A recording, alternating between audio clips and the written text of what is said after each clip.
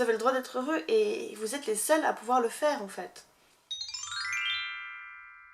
Et si je vous disais que c'était facile de devenir l'héroïne de sa vie? Bon déjà pourquoi on aurait envie de devenir l'héroïne de sa vie?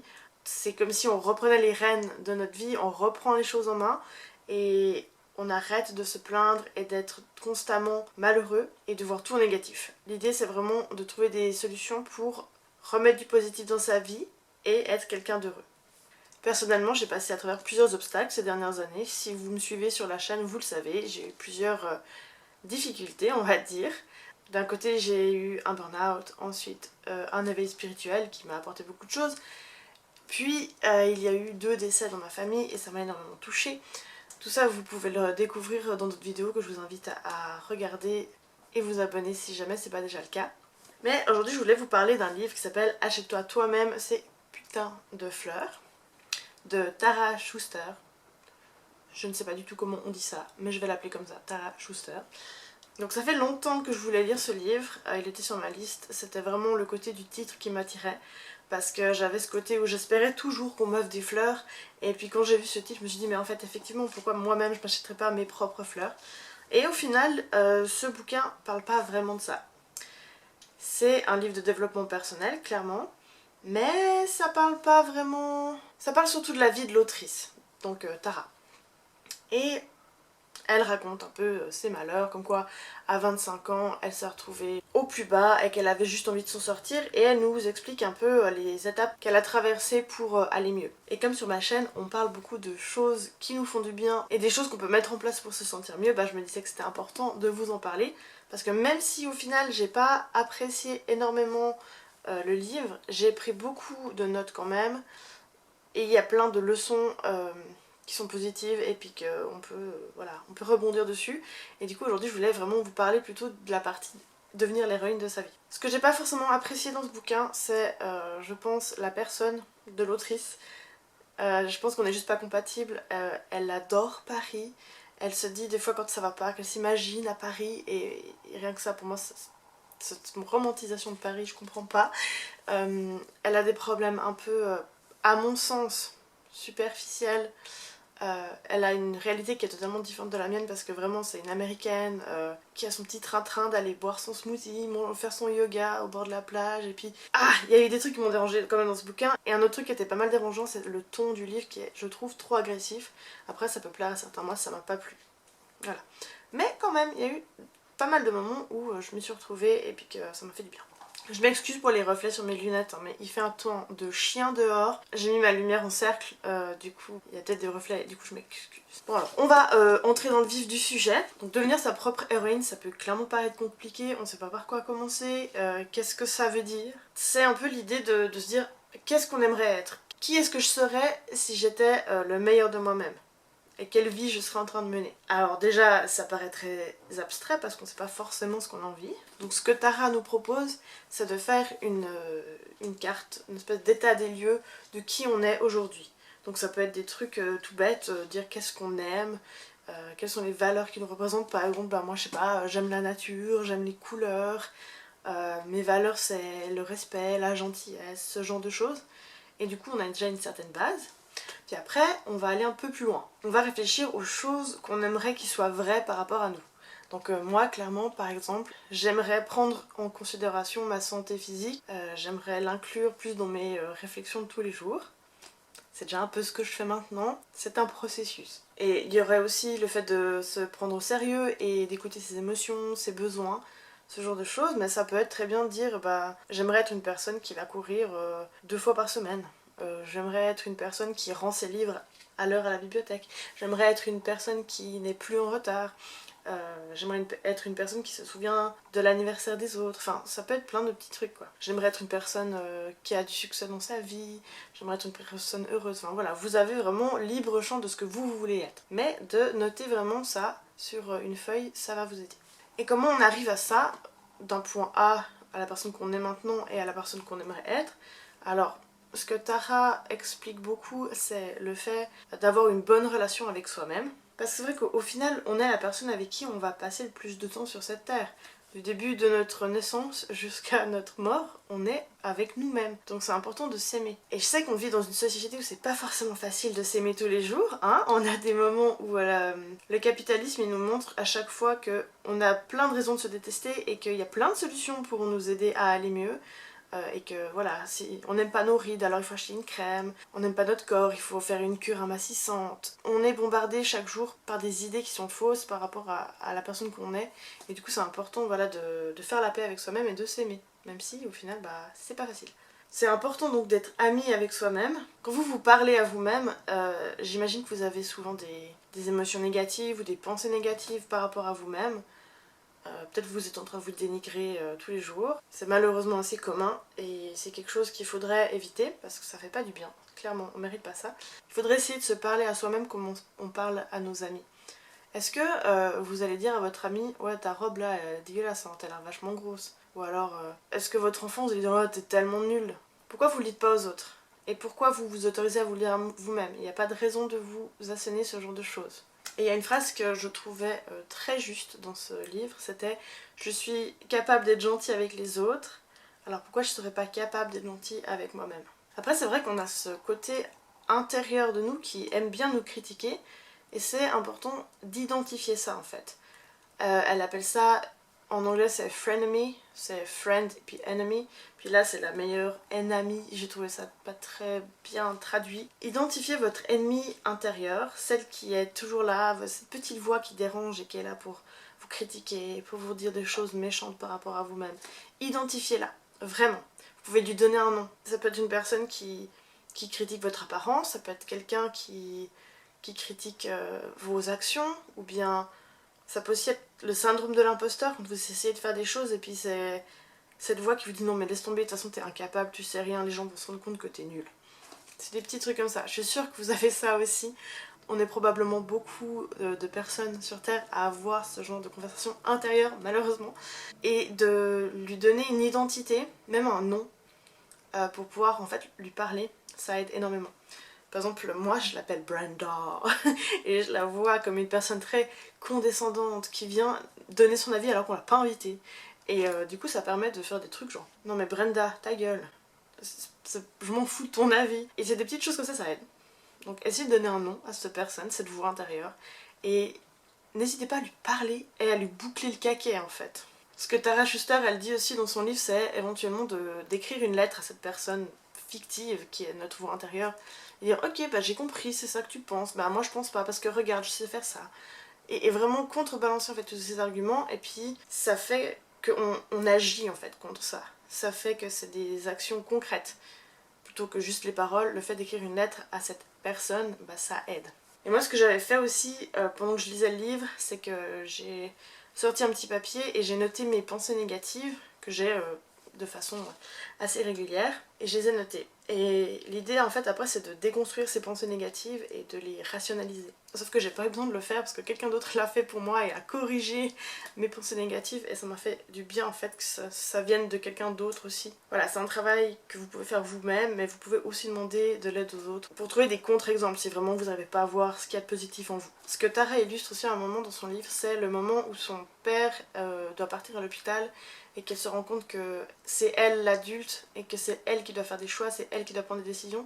Et bah, ça a résonné en moi parce que moi c'est ce qui s'est passé au décès de ma maman, c'est que j'ai dû devenir adulte, même si je l'étais déjà, mais j'ai dû prendre des responsabilités et de se dire ok bah c'est moi qui vais le faire, il n'y a personne d'autre qui va le faire à ma place.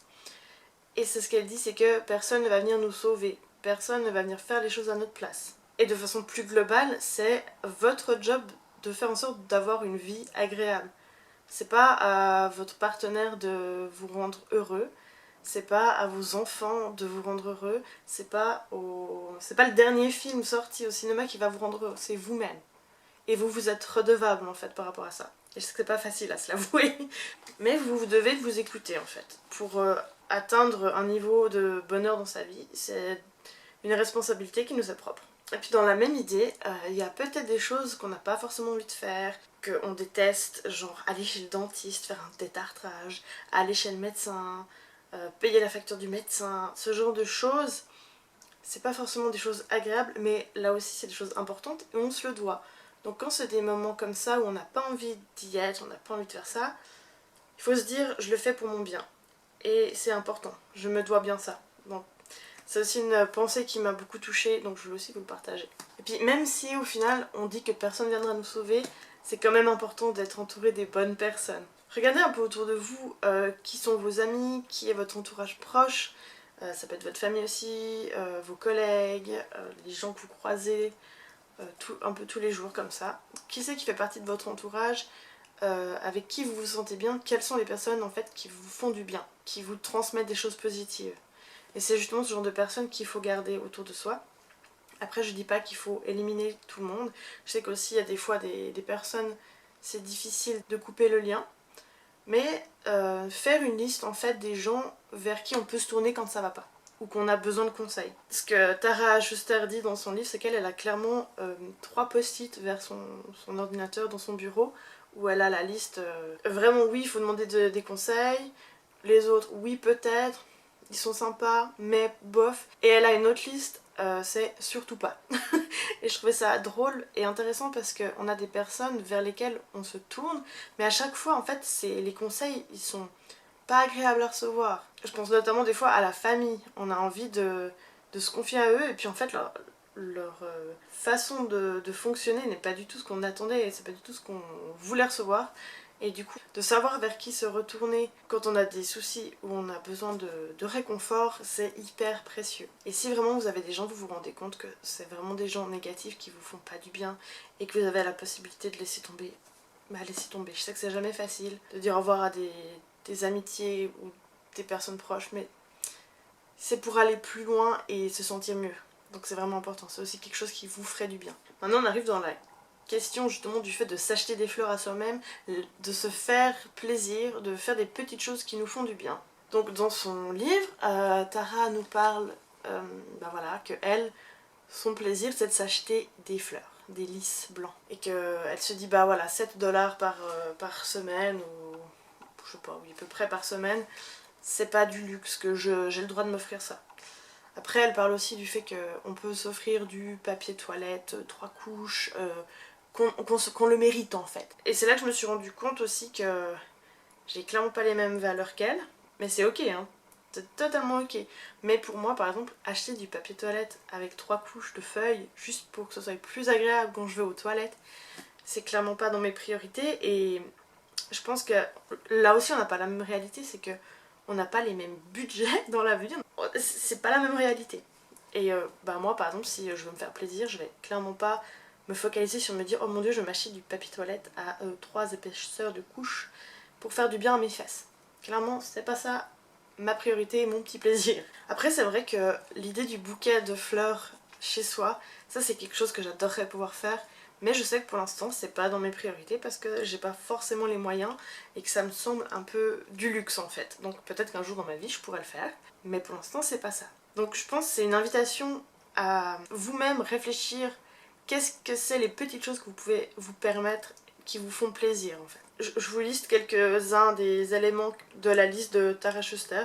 Donc elle a dit par exemple prendre un bain pendant la journée, utiliser un stylo à plume, oui d'accord. Voyager, partir seul à l'étranger, suivre un cours de pilates, s'enduire de crème, suer dans un hammam, ouvrir un cadeau, mettre des jolies listes dans sa chambre, aller sous la pluie et se réchauffer à l'intérieur, aller dans un bar branché, s'asseoir seul à une table et commander un cocktail old fashion, rouler sur l'autoroute du Pacifique, sentir l'air frais qui entre à l'intérieur par les fenêtres ouvertes, écouter Jay-Z, volume à fond, pousser le chauffage à fond de manière irresponsable juste pour sentir en même temps le chaud et le froid. Paris. Simplement regarder des photos de Paris et penser à Paris ferait bien l'affaire. Aller au musée, n'importe lequel, et y faire la sieste. Essayez, c'est marrant et ça fait peur. Voilà, pour moi c'est pas des choses qui me touchent plus que ça. Mais si ça marche pour elle, tant mieux. Moi je me suis aussi fait ma petite liste et du coup j'ai mis par exemple boire un bubble tea. Ça c'est quelque chose que j'aime bien faire, que je fais pas souvent et que quand je m'autorise un petit bubble tea, bah je sais que ça va être un peu plus cher que ce que j'ai l'habitude, mais que ça va me faire plaisir et je vais vraiment apprécier ce moment-là. Du coup c'est quelque chose de un peu plus exceptionnel. Après j'ai boire un café froid, ça c'est quelque chose que je fais plus ou moins toutes les semaines. Le matin je me fais un café avec la cafetière italienne et j'utilise peut-être les 2/3 pour mon café chaud et je laisse un petit fond pour l'après-midi, puis je me fais un petit café froid avec des glaçons. Prendre un bain de temps en temps, j'aime bien, c'est quelque chose qui me fait du bien. Mettre des paillettes sur mes yeux ou bien sur mes ongles, c'est aussi des petits plaisirs de la vie où j'ai pas forcément besoin d'investir beaucoup parce que j'ai déjà tout ce qu'il me faut sous la main. Prendre une bonne douche bouillante, ça c'est quelque chose que j'aime beaucoup faire, qui me fait du bien. Et c'est tout simple. Prendre le temps de décorer mon chez-moi ou même mon carnet avec des autocollants, des stylos, enfin c'est quelque chose aussi où je le fais avec intention en fait et du coup ça me fait du bien. Et plus globalement écrire. Donc vous aussi essayez de regarder quelles sont les petites choses qui vous font du bien. Ça n'a justement pas besoin d'être de voyager seul à l'étranger, ça n'a pas besoin d'être quelque chose de comestible, ça n'a pas besoin d'être très extravagant. Qu'est-ce que c'est le petit plaisir que vous vous octroyez de temps en temps? Laissez-moi un commentaire en me disant ce que c'est parce que je pense qu'il y a tellement de choses et ça me ferait hyper plaisir de voir ce que c'est pour vous. Elle a aussi un moment où elle propose en fait que chaque matin en se levant, on choisisse une chose gentille qu'on va faire pour soi-même durant la journée. Et que du coup on va se réjouir de ça toute la journée. Je trouve l'idée pas mal, mais au final je sais pas à quel point ça fonctionnerait. Parce que par exemple si tout à coup je me dis ah bah ce soir je prends un bain, parce que je me dis ah trop bien je vais prendre un bain, et que toute la journée je suis au travail et que je pense à mon bain, en fait j'aurais juste pas du tout envie d'être au travail, le temps il va passer beaucoup plus lentement et je vais beaucoup être trop dans l'anticipation et pas du tout dans le moment présent. Donc je sais pas à quel point c'est bénéfique, je suis pas sûre d'avoir envie d'essayer parce que je vois pas trop ce qui pourrait fonctionner. Mais peut-être que vous ça vous parle donc je voulais aussi en parler. Après il y a peut-être des petits moments, par exemple le matin j'arrive au travail, je me dis ah bah à cette heure-ci je vais avoir mon petit café, ça va être chouette. Ou alors après je me dis ah bah à midi je vais pouvoir manger ça, ça va être cool. Je sais pas, j'essaie de réfléchir, me dire ah bah à 4h je vais manger un petit biscuit. Je me rends compte que ça tourne beaucoup autour de la bouffe chez moi, je sais. C'est pour ça aussi que je vous disais que j'avais besoin de prendre ma santé physique en considération dans la personne que j'aimerais être. Mais voilà, d'avoir un truc que je veux faire le soir, je pense pas que ça fonctionne à ce point là. Mais peut-être que pour vous oui, dites-moi ce que vous en pensez.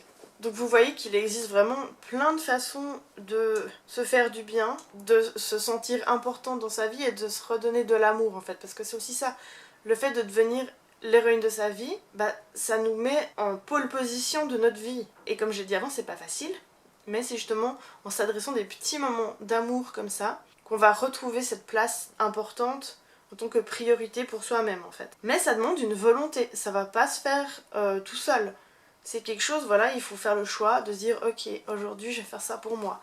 Qu'est-ce qui me ferait du bien? Comment je m'adresse à ma voix intérieure? Qu'est-ce que je fais pour moi-même en fait? Et du coup ça demande beaucoup d'introspection aussi, d'essayer de comprendre qui on est, ce qu'on veut être, qu'est-ce qui fonctionne pas, ça demande beaucoup d'énergie, d'introspection, d'effort. Mais il faut pas abandonner parce que justement comme je vous le disais, vous devez bien ça. Vous avez le droit d'être heureux et vous êtes les seuls à pouvoir le faire en fait. Mais quand on se rend compte de ça, j'avoue que ça change tout. Parce qu'au final, on n'est plus maître des autres, on est maître de soi-même, de ses propres réactions. Et puis je pense que c'est ça la clé en fait. Après ça veut pas dire qu'on va plus jamais être triste, plus jamais rien ressentir de négatif. C'est pas le cas, mais de prendre ces choses en considération et de mettre en place certaines techniques pour se sentir mieux, ça peut que marcher. Puis si on met bien les choses en place, ça nous permet de se rendre compte pourquoi on fait ça et surtout pour qui on le fait. Et spoiler alerte, on le fait pour soi-même. Puis après, ça fait effet boule de neige et ça rend les autres gens autour de nous aussi heureux. Donc voilà. Mais l'important c'est de s'aimer soi-même. Puis comme je vous le disais, c'est un processus. Ça ne se fait pas en un claquement de doigts durant la nuit, on va pas se réveiller demain matin en disant ouais, je suis l'héroïne de ma vie. Surtout si on n'a pas l'habitude de l'être. Surtout si on n'a pas l'habitude de faire des choses pour soi. C'est pas facile et c'est ok. C'est vraiment petit à petit qu'on va créer notre vie rêvée et devenir la personne qu'on veut être. J'espère que ces conseils vont vous permettre d'aller un peu au-delà de la personne que vous êtes maintenant et que vous allez réussir à retirer du positif de tout ça et que vous allez réussir à créer vraiment la vie dont vous avez envie et que vous allez pouvoir devenir l'héroïne de votre vie. Si vous avez envie de voir d'autres vidéos par rapport à ce bouquin, parce qu'il y a d'autres choses que j'ai retirées, comme leçons, comme conseils, comme pistes à explorer, et je pense que je vais faire d'autres vidéos en me basant sur ce livre-là. Donc si ça vous intéresse, si ce n'est pas déjà fait, vous pouvez vous abonner, comme ça vous aurez la possibilité de voir les prochaines vidéos. Je vous remercie énormément d'être là et d'avoir regardé cette vidéo, et je vous dis à bientôt. Allez, bye!